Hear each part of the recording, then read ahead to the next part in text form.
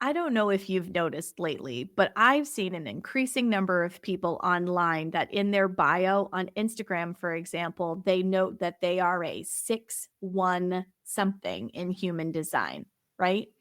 If you haven't noticed it, you probably won't be able to miss it once you've seen this episode. Join me this week as I sit down with the incredible Jo Visser and we take a look at what human design is, what kind of perspective and gifts it can offer you in terms of how you motivate, how you live your life, and all of that chatter inside of your head. Hi, I'm Adrienne Irizarry. I'm an East Asian medicine practitioner who is passionate about women's health and helping women to live their best lives. My goal is to put you in the driver's seat of your health, offering holistic solutions for a symptom-free life. Statements made in this program are for educational purposes only and not intended as a substitution for medical consultation or advice. We do not claim to diagnose, treat, or cure any diseases. This podcast is inclusive and welcomes all gender identities. The focus of the program is on biological function, and we will use the term women throughout, but it is referencing physiological and social challenges for biology, not identity.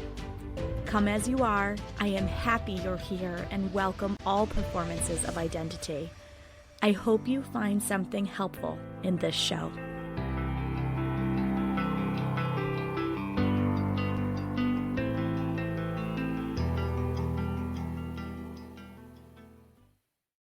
Welcome back to another episode of the Reproductive Rebel podcast. I am honored to once again be joined by Jo Visser. Welcome to the show, Jo. Jo was with us a few episodes ago, and Jo and I had so much to talk about that I was like, oh, will you come back and join me? And she graciously said she would. So if you did not listen to our episode about meaningful menopause, I would highly recommend you go back and check out that episode. One of the things that came up in our beautiful conversation offline before we recorded the last episode is her work with human design. And there are so many people that are starting to put in their Instagram bio, human design 6'1", that type of thing. And there are a lot of people that I work with that have been asking questions like, what is human design? Why is it important to me? And I was like, oh, I have the perfect person to bring on to the show to talk about it. So welcome, Jo. And I would love if you would share a little bit about yourself for anybody who isn't familiar. And then we'll jump right into talking about what is human design. Great. Thanks, Adrienne. It's very happy to be back. We just always have such a blast. We get lost in our conversations together, and it's just like, oh, more, please. Absolutely. So I'm Jo. Background, I have a background in nursing, obviously from a million years ago. My interest in nursing is because I want to be a midwife, because I've always been interested in women's reproductive health. Thus, I'm, the other end of the arc. I'm interested in women's reproductive health in terms of menopause and healthy aging. I also was a teacher for many years. I suppose I've constantly been wanting to reinvent myself. And through my years of teaching, I ended up doing coaching. First of all, through the Coaches Training Institute. They're now known as the Coactive Training Institute. I did my coaching program with them. And, one thing just evolved into another. And I did something called Rockstar Camp back in 2020 with Megan Jo Wilson, who is a CTI coach who also works with women's groups. And I met Robin Wynn.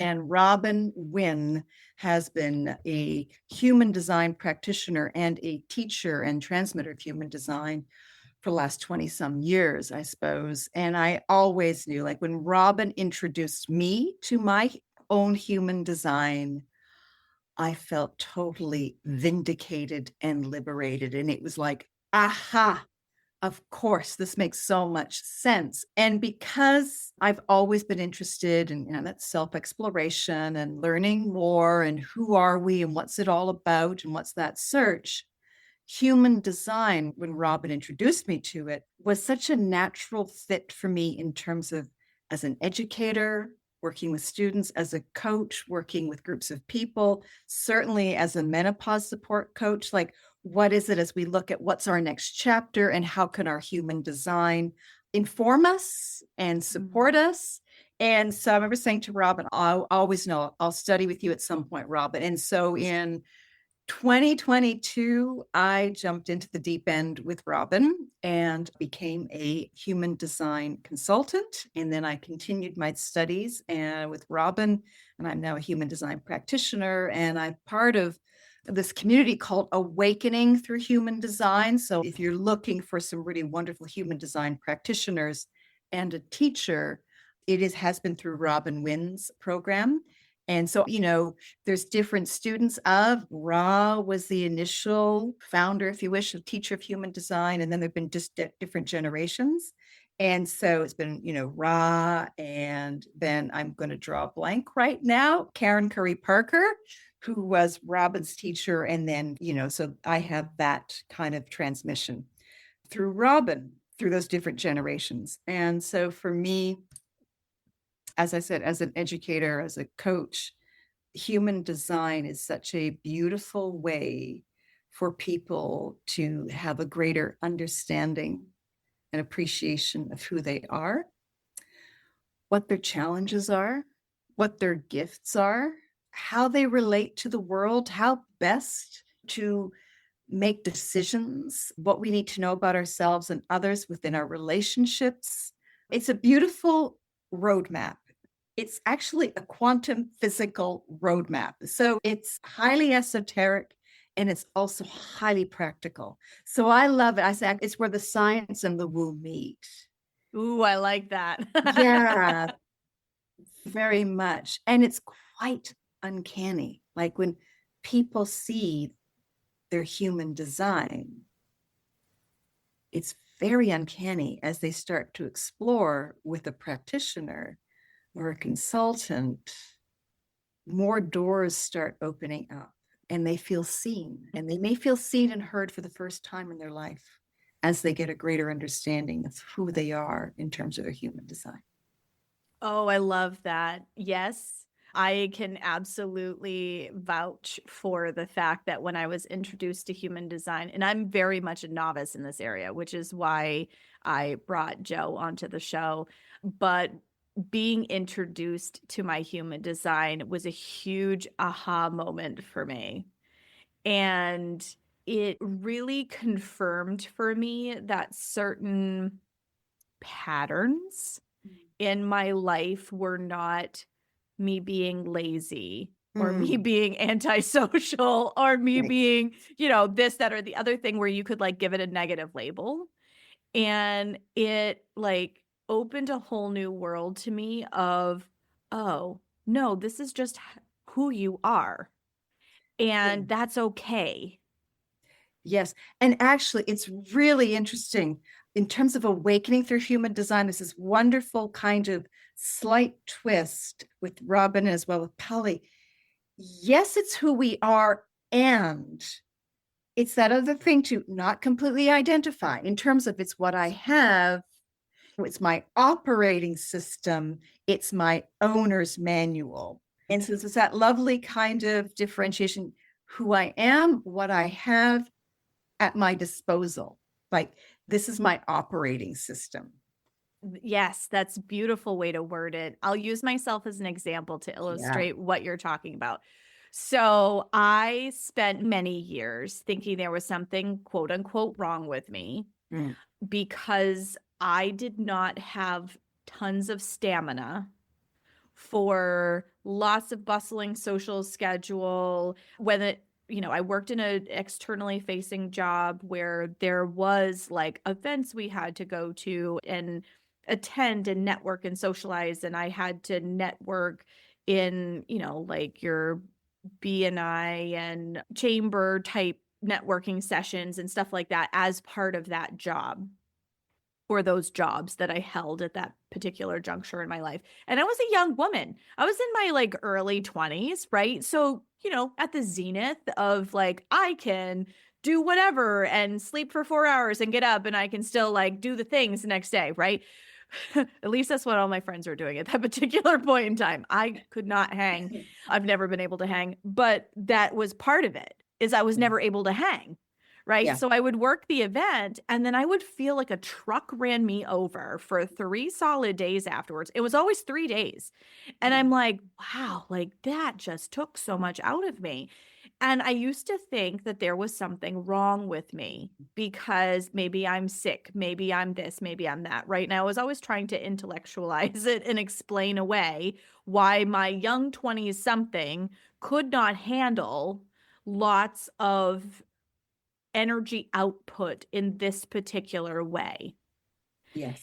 And that working, I could grind if I set my mind to it. But I did better on the days where I had that kind of intense output for a few hours in the morning. And then I had to go set up a room, but I could do that without talking it to anybody, So I was still like doing things. It wasn't that I was sitting on the couch eating bonbons or anything, but like there was only like a limit to my ability to people is how I would word it. And so I always thought that there was some sort of defect in my programming because I really struggled with that. So when I started learning about my human design, and again, I'm very much a novice, I'm very new to this world, but it was so eye-opening for me to learn that I am a projector. And I'm actually going to have you talk about manifesting generators and all of those different types as we go through here. But I learned that I was a projector. And when somebody read to me the description of a projector, all of a sudden I was like, oh, this is why I can be intensely productive in a short period of time, but I have to have space for creativity to drop in, to be able to pace myself so that I don't burn out. Yeah. Because my coping mechanism was to just push and push and push and push because that's what the world demanded of me. Exactly. Yes. The coping mechanism and the conditioning. Yeah. And I made myself so sick. Yes. All the time. Like I could only push to a point. Even when I was a kid, my mom used to notice that between school break and school break, like Christmas and February break, for example, I would push and push. And then I was laid out sick the entire February break week. And I would be healthy and go back to school and I would push and push and push. And then we would hit April break and I was on the couch sick again. And it was like that from middle school on. I was that way in college. I would work on my master's degree and I would literally walk into my finals sick as a dog. And I would spend like 2 weeks dead on the couch before I would start to feel human. I would have 1 week of actual break where I could like people and stuff. And then I was back at school again. So like I could push, but those intense periods, they had to be limited. And if I went beyond my capacity, I always got sick. Yeah. So learning that I was a projector was this big, kind of moment for me because I'm like, wow, it's because my body's not actually built to do it like that. That your design, if you wish, your quantum roadmap is not designed. You are actually designed for rest. 20% of the population are projectors. 70% of the population are generator types, either manifesting generators or generators. And those of us who have that defined sacral center in our design is what makes us generator types. And we're like little energizer bunnies because that's defined sacral center is the 24/7 go. It's on. It's sustained energy 24/7. That's my husband. As a projector, you don't have that. We say your sacral center is open. It's not defined. And so, if that is open, you're not designed to go. Like as a manifesting generator, I can go. Like I get up in the morning and I go, even if I have a shitty night's sleep, I'm still full of energy the next morning. And that's just how I go. It is the Energizer Bunny energy. But as a projector, because you don't have that, like you're designed to rest. You work strategically to rest. As a manifesting generator, I rest so I can just keep going, So, Yes. and the thing about, if you're thinking 70% of the world has this sacral center it's in the belly area, actually, right? Lower belly. And if 70% of the world has this sacral center defined, and that sacral center goes, yeah, or no, it goes, uh-huh, or uh-uh, and it goes. So 70% of the world, if you wish, is setting the pace for Yes. everybody. Right.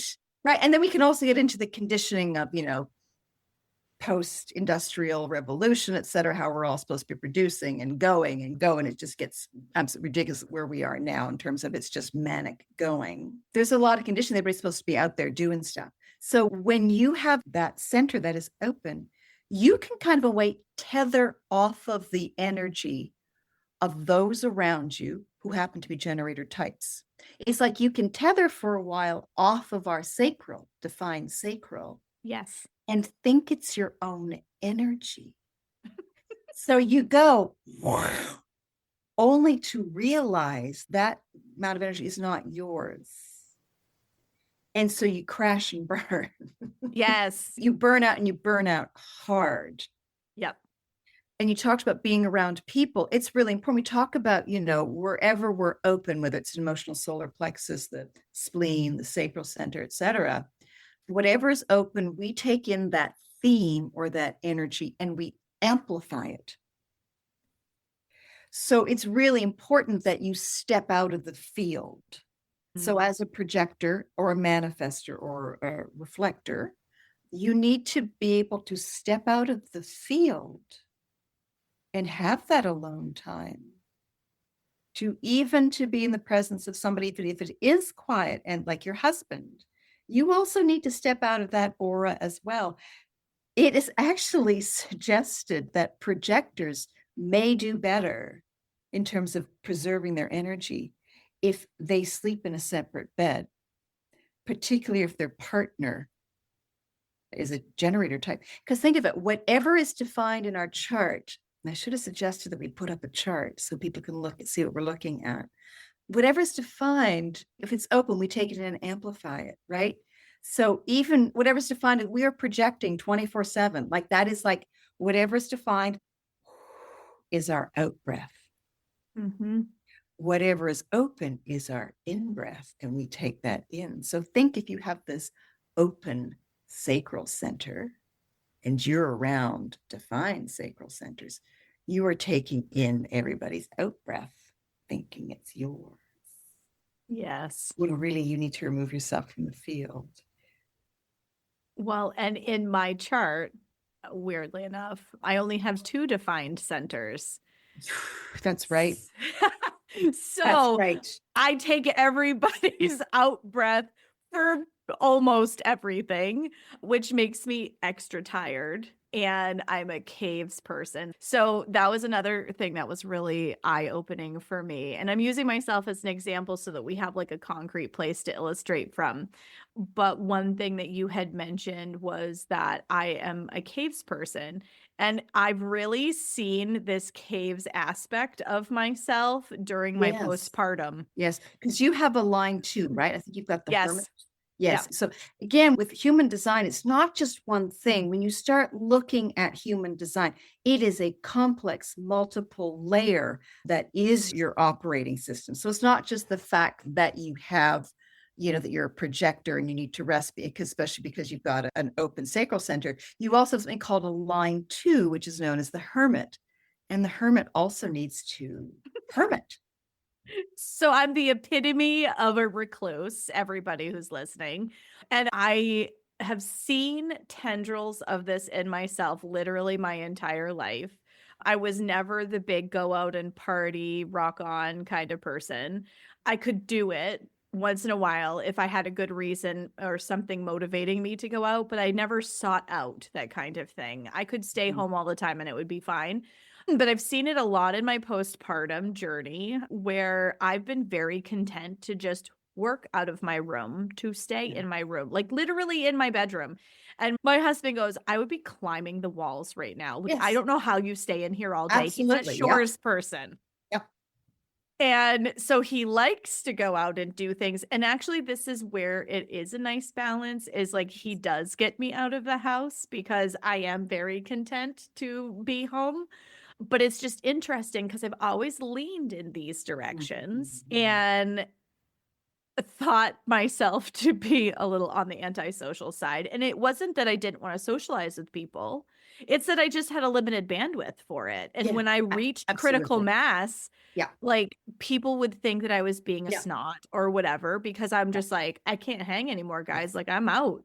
I do this when we go camping in the summertime. Like, some nights I absolutely love being around a fire with other people, but I have to have energy left from the day. If I'm gassed, I just want to hang out on my own deck, listening to the birds and watching the river move and just like minding my own business, Yes.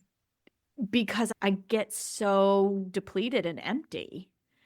And that's where human design for me was so Yes. incredibly eye-opening, because I'm like, Yes. oh, this is me. Oh, I feel so Yes. seen right Mm. now. Yes, and that's the beauty of it. And even if people have just a general understanding of what is their type, and there's 5 types. They're generators, manifesting generators. Your husband and I are manifesting generators. There are projectors, which is 20% of the population. There are manifestors, which are 8% of the population. And then there are reflectors, who every single center is open. Oh, And they are like 0.1% of the population. They're very special, very special. I'm saying they're very special because they're quite unique. No one type or one design is better than another. They're all unique. So you've got the 5 types. And within those 5 types, we have strategies that would work for us and support us to be on our own behalf and to be in alignment with who we are. So what's the strategy and what's your inner authority? So your type, your strategy, and your inner authority. If people have an understanding of just those 3 things, they can be a lot more on their own behalf. They can appreciate themselves more, and they can remain better in alignment. And then you layer on, okay, so your conscious sun is in this gate. And so it's quite complex, because human design does look at, in terms of quantum physics, it also, if you look at a chart, and I look, I'm just kind of put it, this is what my chart looks like. Okay, it's a funky chart. That's known as your human design chart. And you can see it looks like operates like on a chakra system, if you wish. You've got planets here, unconscious and conscious. Where were the planets when you were born? Where were the planets 3 months before you were born? All that has an influence on your operating system. And then within those centers, there are all these little numbers, which are based on the hexagram of the I Ching, the 64. We call them gates in terms of human design. And all of that is this complex weaving in. But if you understand that as a projector, you don't have that pink square. Yours is open. 70% of us as generators or manifesting generators have it colored in pink. Okay. Yep. That is that sustainable energy. As a projector, you don't have that. You're designed to rest, to be very strategic in how you're going to use your energy resources. The challenging thing for a projector, your strategy, to be in the world, you are best to wait to be seen and recognized and invited. Now, we live in a world that is conditioning of get it out there, get yourself out there, put yourself out there.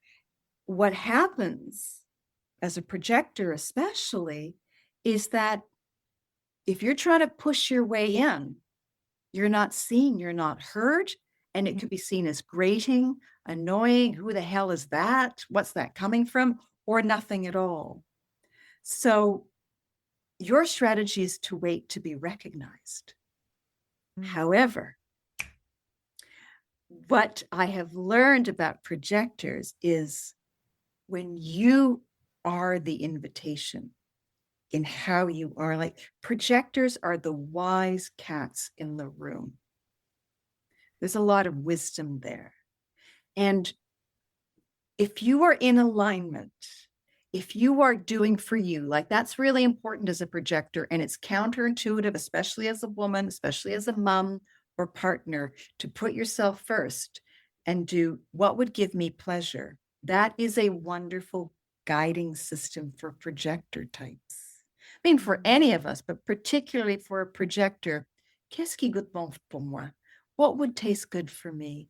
What would give me pleasure? And when you keep your particles from out there and you bring them in here, again, this is for any of us, but as a projector, and you're doing your hermiting thing, your line 2, people kind of go, what's she doing? I want some of that. So it's kind of counterintuitive in the world that says you got to push yourself out there, for projectors to be seen and recognized and invited. When you are doing for you, when you are being in alignment with yourself, that's when you become the invitation. That's when you're, particularly as the hermit, when you're hermiting away doing your thing, that's when your genius is recognized. So you've got a couple of things going on there, right?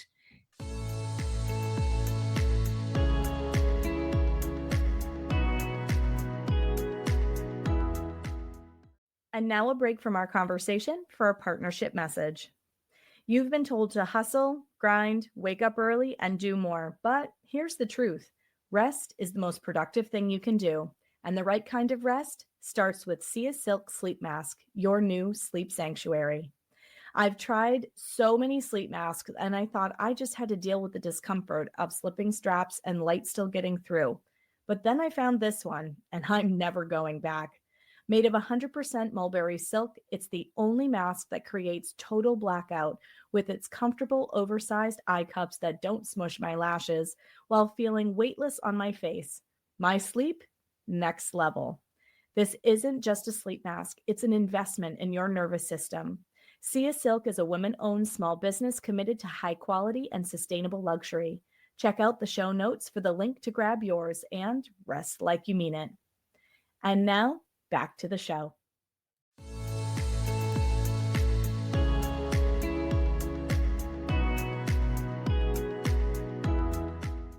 And so, like, that's your strategy. And I can't remember, are you defined throat and identity center? Yes. Right. So, okay. So you don't have an emotional solar plexus defined that is an authority with inner authority. You don't have the sacral, that's an inner authority. You don't have a spleen, that's inner authority. You really are about, okay, what is your heart's desire? And it also helps you to talk about what it is your heart desires. That's a way for you to come to that place of decision making. We are never designed to make decisions from here, whether it's defined or not. This is a great place for rumination In the but head. it's not the place of decision making. Oh, I love that.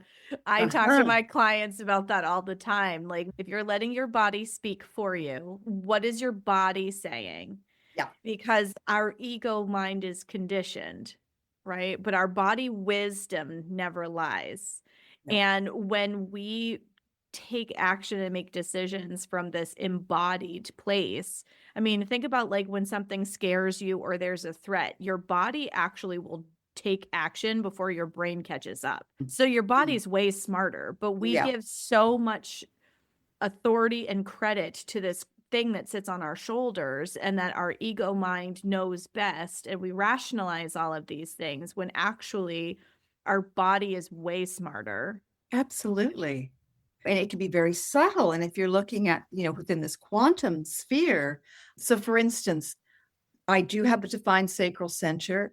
It is my inner authority. If I had a defined emotional solar plexus, that would be the first authority. I'm actually quite relieved that I don't have one. I don't know how people, especially if you've got the generator type, you've got the sacral center. So I am in the moment. I just get to respond. A generator type, we just get to dance with the universe. So as a generator type, I just get to be in response. My strategy is to be in response. I don't have to kind of make stuff up. I don't have to create stuff. In each moment, I get to be in response. And with my little sacral, I either get the or the And we can look and say, well, the world might be in a shit mess that it's in because 70% of the world is generator types. But we may be making a shit mess of it because we are saying to things we actually have an for. Yes. And that happens a lot. And that happens a lot. So it's really important because we want to make that, okay, is this a yes? Like, what do is it up here? Yes, no? When actually I really have to come down to that sacral center and go, in this moment, is this an or an And as generator or a manifesting generator type, if I'm getting tired and burned out, I am most likely saying to things I have an for. Yep. Or perhaps I'm saying to something I might have a for. Yes. So, if you as a projector are out of alignment, you may feel resentment or bitterness. I feel seen. That's thinking, how does that resonate for you, right? So, yes, if you're feeling bitter or resentful, yep. Chances are you're not honoring that integrity. Yep. Your integrity.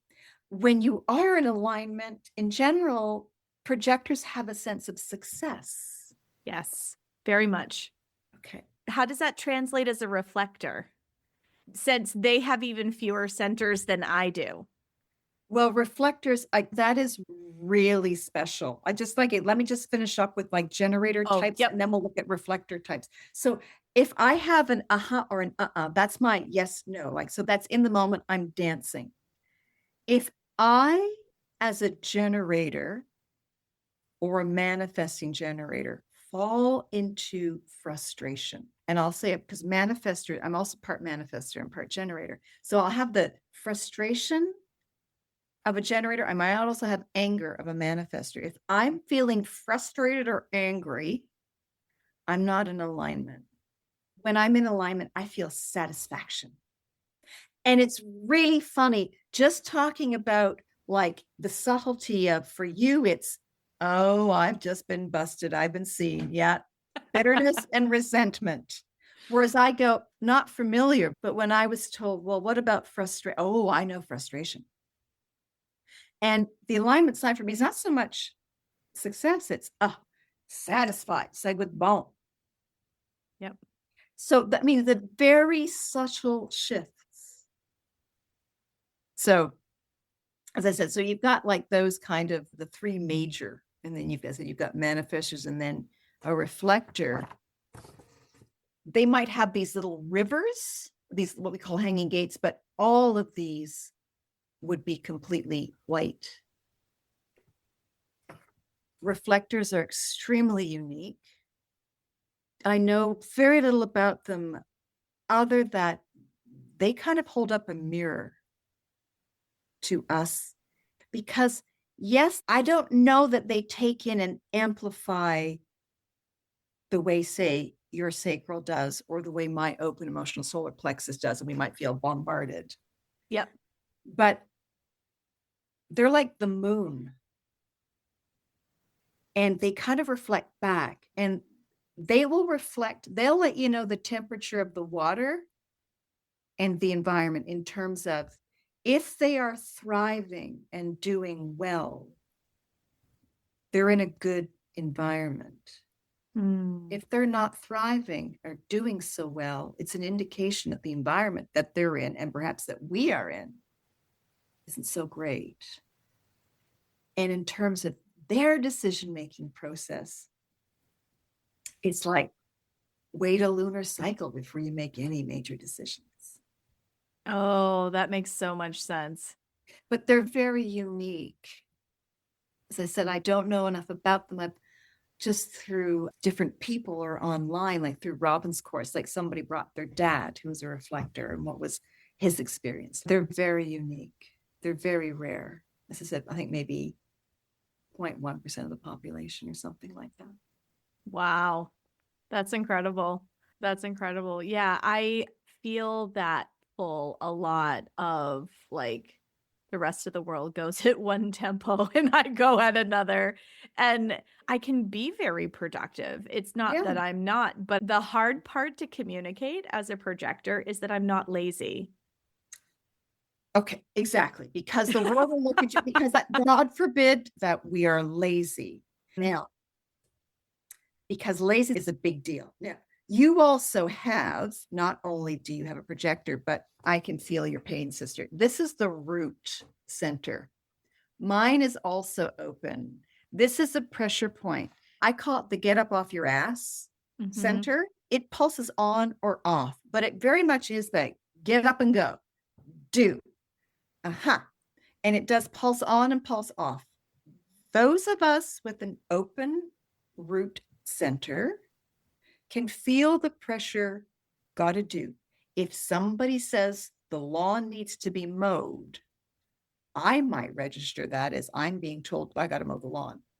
There is a constant pressure to do. And it really is. It's so there's a push, right? To do, right? Yes. And to producing, to literally not be on your ass, get up off your ass. And so with the open root, there can be a sense of I'm lazy because I'm not getting off my ass. There can be a sense of procrastination. So you've got that, plus you're a projector. You need your rest. You need to remove yourself from the field. So again, it's a lot of asking, is this mine to do? With your open sacral, is this energy actually mine? You also have the open emotional solar plexus. Are these emotions that I'm feeling bombarded by, are these mine? Or can I just be like the screen and let that wind, that breeze blow through, and I remain steady? Oh, that's a beautiful analogy. I love that. Yes, and that's the thing, like, there's nothing wrong with our designs by any, like, they are gifts when we understand them and operate with them and allow them to be on our own behalf and understand that, oh, I don't need to get swept up in this wave of emotion. I might need to remove myself from the field because I'm feeling bombarded. But I can also know that actually my presence can actually be a very calming presence. Yes. That's my design. Yep. So what are the challenges? Yes, but what are the gifts? That's one thing that my husband has said is that when we got together, I taught him how to stop and I made it okay to stop. He provides the push that I need sometimes. Now, it's only been, this kind of goes back to our meaningful menopause conversation and like getting in touch with self and coming into alignment with our truth and ourself and all of this, which is why I really wanted to do this episode. And that journey that women go on between like 38 and 42 specifically, like there's a big soul piece to your journey during those years. And as I've been on my wild ride during that spiritual awakening phase of my life, I think that is something that I finally have learned. And then, when you and I talked about my human design, I felt really opened my eyes to, oh, I am finally starting to have a level of discernment around this because, my teenager would come storming down the stairs in the morning and I instantly felt angry. Yes. And I'm thinking to myself, like, I wasn't angry when I woke up. I don't in my brain have anything that should make me feel angry, but I feel angry right now. And it took me time and a lot of work to be able to tell what was mine and what isn't mine, which has been such an incredible gift because I didn't realize how easily influenced I was by other people's emotions. And it's helped me to step forward and be a better partner. So this speaks to the gifts that you're talking about, right? Because now I look at my husband when he walks through the door, and if he's frustrated with something, maybe it's a situation with a child, maybe it's work related, maybe it's situational because he didn't get the gutters cleaned, whatever it is, when he walks through the door, and I can feel the temperature in the room change. Yes, absolutely. I can ask him in a meaningful way now. Yes. And it's interesting because particularly with the open emotional solar plexus, which is kind of sits here, and mine is also open as well, we can, if we're in touch with that openness, we can read a room. We can read the temperature of a room and kind of feel like even great enthusiasm and joy. I can also feel like I just need to go back to the wall here because it's just too much. Yeah. So again, it's knowing, okay. So if my partner, if he's kind of because he has a defined emotional solar plexus and some very intense channels and gates, hanging gates that come off of that emotional solar plexus. Oh, I know it's not mine. I know I have to get in that washing machine. Yes. And it's really helpful because this is where some of that really critical internal chatter can start when you think there's something quote unquote wrong with you, or you're pushing too hard. And again, using myself as an example, when you push too hard and you feel that bitterness because you feel like you're doing all the things and you're propping up all the things and you're exhausted and you're still trying to soldier through and it's just too much. I used to be really critical of myself, and we're locked into our head with that conversation. And when we're telling ourselves we're not enough, we're too much, it erodes our self-worth, there's something wrong with us, whatever, we are locked in our head with that kind of chatter. And it is the root of so much disease. Absolutely. And just talking about that head center, that's the other pressure point. And if it is open, as yours is, and I can say as mine is too, there's a lot of conditioning. Like if you're thinking it's like how we should be, what we should. So there's lots of chatter going on up there because we're taking it all in and we're amplifying it. And what are the messages? And there's the pressure to have an answer, to have a solution, to remember, to have answers. And there's also what the thoughts and ideas are of the culture that we're taking in about who we should be, what we should be doing. So it can be really noisy up in there. And the gift, if you happen to have an open head, is we tend to be quite open-minded and can hold different perspectives at one time. Oh, yes. I was always the peacemaker for that reason. So again, the challenges, yes, the grapples, and then the gifts.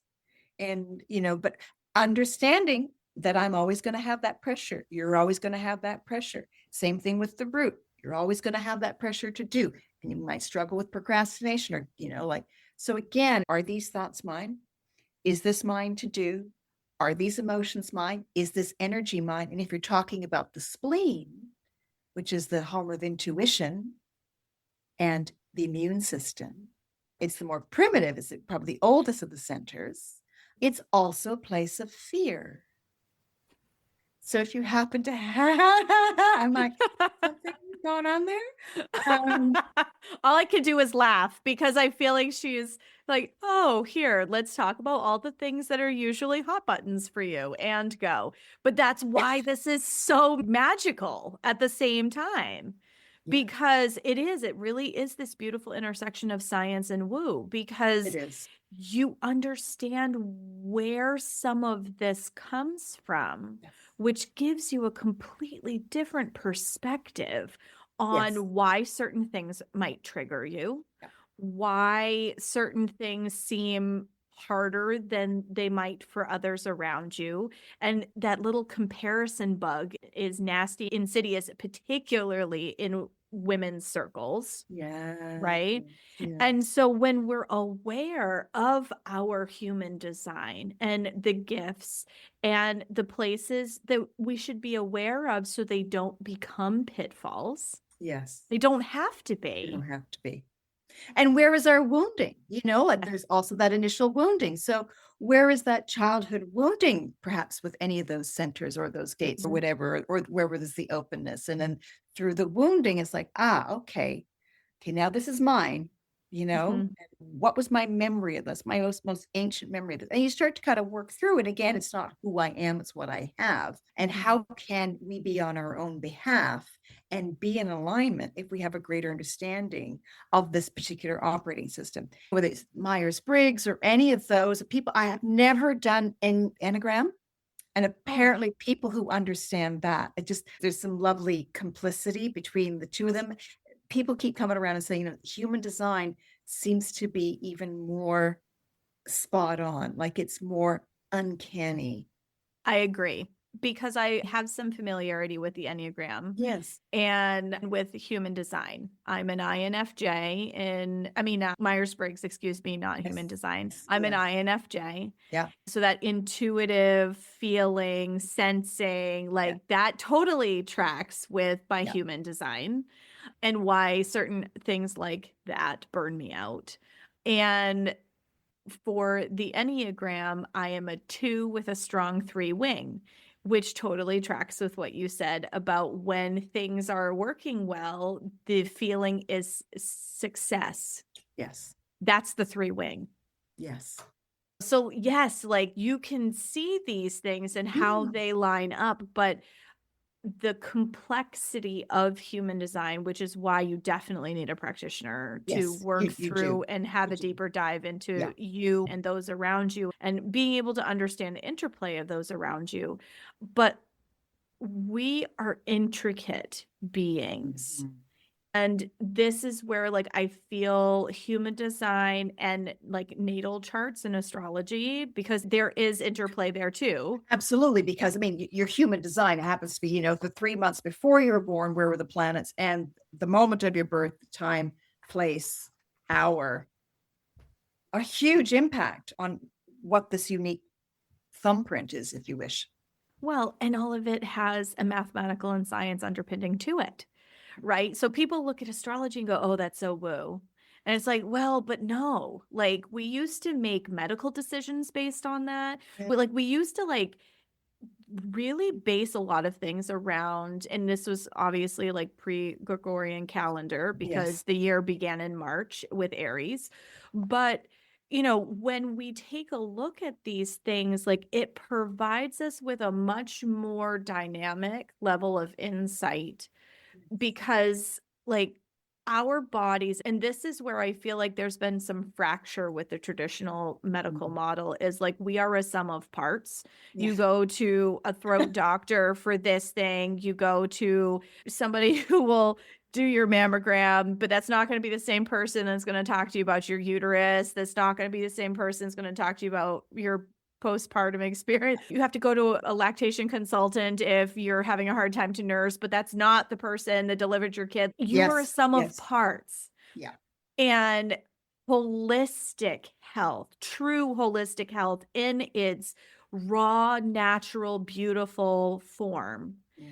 is the interplay of the physical, emotional, energetic, Yes. spiritual bodies. Yes. And that's why I really wanted to have Jo on the show, because I really believe the more I learn about human design, and again, I totally defer to you, my friend, as the expert, but like the more I learn about human design, the more not only do I feel like I have some really beautiful, deeper insights into myself, but it helps me to work in a more aligned way. Yes.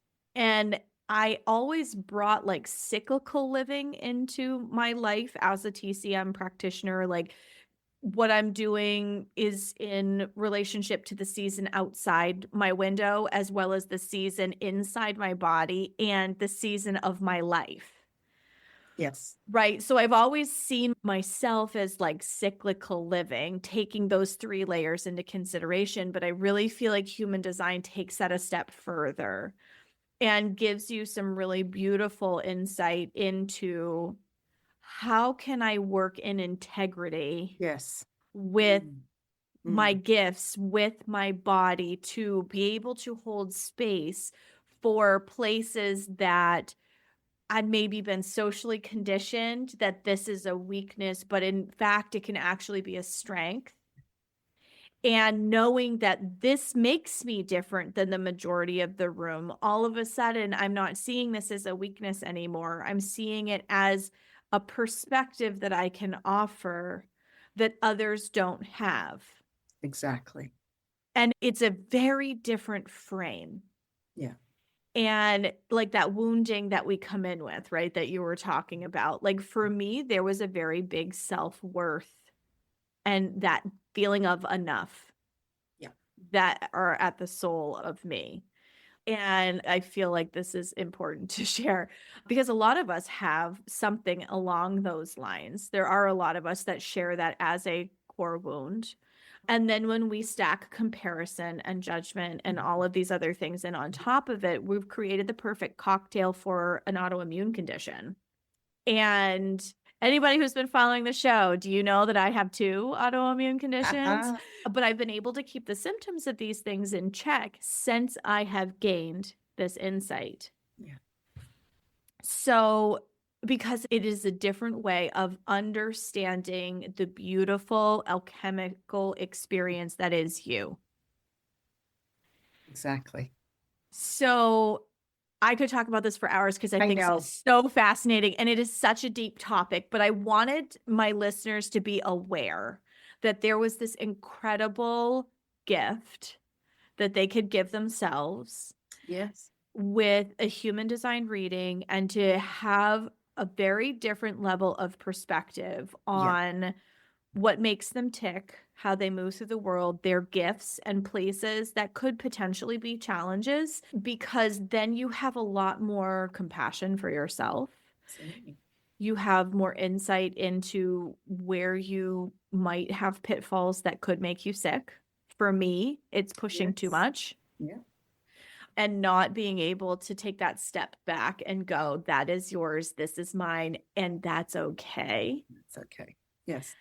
Absolutely. And in terms of, like, first of all, I'm not an expert. I am 2.5 years in of I do, but it is something that I live and breathe. Like it is something that as an educator, as a coach, as somebody who's, interested in being a healer in different ways, it is something that has made so much sense to me. And so when I am with someone and it's a continual learning, like I continue to study, I continue to be with this cohort because it deepens and enriches my learning. So like I will have a session. So if somebody just wanted some coaching for menopause support, whatever, it's like I will start with their chart because it gives me a greater understanding of who is sitting in front of me and who am I working with. And then it opens up a whole field to them. And I don't do readings. It's an inquiry. And so it's like I am in relationship with you and your chart. And I would love for you to also be in relationship with this chart that is a quantum roadmap.